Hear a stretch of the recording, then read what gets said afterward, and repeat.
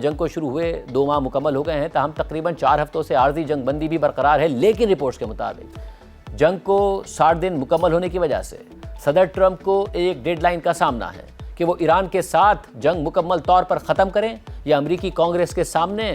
اس جنگ کی توسیع کا جواز پیش کریں۔ اور اس حوالے سے امریکہ میں ایک نئی بحث کا آغاز ہو گیا ہے۔ ایکزیوس کی رپورٹ کے مطابق امریکی سینٹ کے اراکین ٹرمپ انتظامیہ سے مطالبہ کر رہے ہیں کہ وہ یہ واضح کرے کہ ٹرمپ انتظامیہ وار پاورز ایکٹ کے تحت 60 دن کی مدت کو ایران کے خلاف فوجی کارروائی میں کیسے دیکھ رہی ہے۔ اس بات کی اہمیت یہ ہے کہ 60 دن کی ڈیڈ لائن اس بات کا تقاضا کرتی ہے کہ امریکی صدر یا تو کانگریس سے طویل جنگ کی اجازت لیں گے یا پھر فوجی کارروائی ختم کریں گے۔ ایران پر پہلے حملے 28 فروری کو ہوئے تھے، جس کے مطابق اس جنگ کو 60 دن پورے ہو گئے ہیں، لیکن امریکہ کے وزیر دفاع پیٹ ہیگسیٹ نے سینٹ آرمڈ سروسز کمیٹی کے سامنے ایک مختلف موقف پیش کیا اور کہا کہ جنگ بندی کے دوران کیونکہ جنگ رکی ہوئی ہے اس لیے یہ 60 دن کی ڈیڈ لائن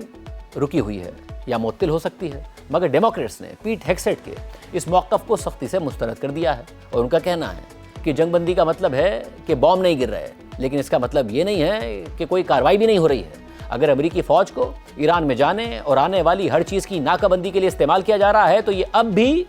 جنگی کارروائی ہی ہے۔ ایکزیوس کے مطابق دلچسپ بات یہ ہے کہ ایران سے متعلق 60 دن کی بحث 2011 کی لیبیا جنگ کے دوران کانگریس اور وائٹ ہاؤس کے درمیان ہونے والی کشمکش کی یاد دلاتی ہے، اور اس وقت جب 60 دن کی ڈیڈ لائن قریب آئی تو اس وقت کے صدر اوباما نے موقف اپنایا تھا کہ امریکہ کی جانب سے انٹیلیجنس فراہم کرنا یا اتحادیوں کے لڑاکا طیاروں کو فیول کرنا امریکہ کے وار پاورز ایکٹ کے تحت جنگی کارروائیوں کے زمرے میں نہیں آتا۔ اہم بات یہ ہے کہ اس وقت ریپبلکنز نے اس بات پر سخت اعتراض کیا تھا اور اس وقت ریپبلکن پارٹی سے تعلق رکھنے والے امریکی ایوان نمائندگان کے اسپیکر جان بوائنر نے کہا تھا کہ امریکہ قذافی کے مراکز پر بمباری کی کوشش کا حصہ ہے۔ میرے خیال میں یہ کہنا کہ ہم جنگی کارروائی کا حصہ نہیں ہیں، یہ بات کسی بھی لحاظ سے قابل قبول نہیں ہے، جبکہ CNN نے اس حوالے سے لکھا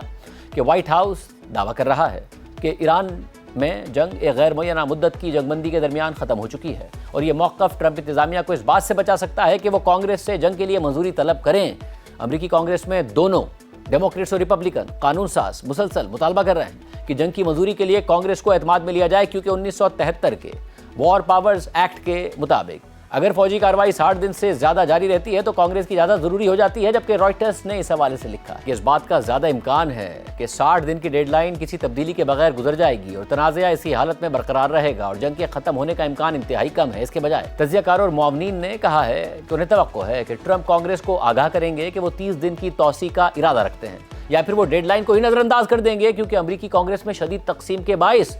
وار پاورز ایکٹ بھی گہرے سیاسی اختلاف کا شکار ہو چکا ہے، جہاں اپوزیشن ڈیموکریٹک پارٹی کے اراکین کانگریس کے آئینی حق کو دوبارہ بحال کرنے کا مطالبہ کر رہے ہیں، جبکہ ریپبلکن اراکین الٹا ڈیموکریٹس پر الزام لگا رہے ہیں کہ وہ وار پاورز ایکٹ کو ٹرمپ کی پوزیشن کو کمزور کرنے کے لیے استعمال کر رہے ہیں، اور ایسے میں اگر ایران کے ساتھ لڑائی دوبارہ شروع ہو جاتی ہے تو ٹرمپ امریکی قانون سازوں کو یہ کہہ سکتے ہیں کہ انہوں نے ایک اور 60 دن کا کاؤنٹ ڈاؤن شروع کر دیا ہے، اور یہی طریقہ دونوں بڑی سیاسی جماعتوں کے صدور 1973 میں وار پاورز ایکٹ منظور ہونے کے بعد سے بار بار استعمال کرتے آئے ہیں۔ یہ قانون ویتنام جنگ کے رد عمل میں اس وقت کے صدر رچرڈ نکسن کے ویٹو کو نظر انداز کرتے ہوئے منظور کیا گیا تھا، اور صدر ٹرمپ نے آج میڈیا سے گفتگو کرتے ہوئے اس قانون کو ہی غیر آئینی قرار دے دیا ہے۔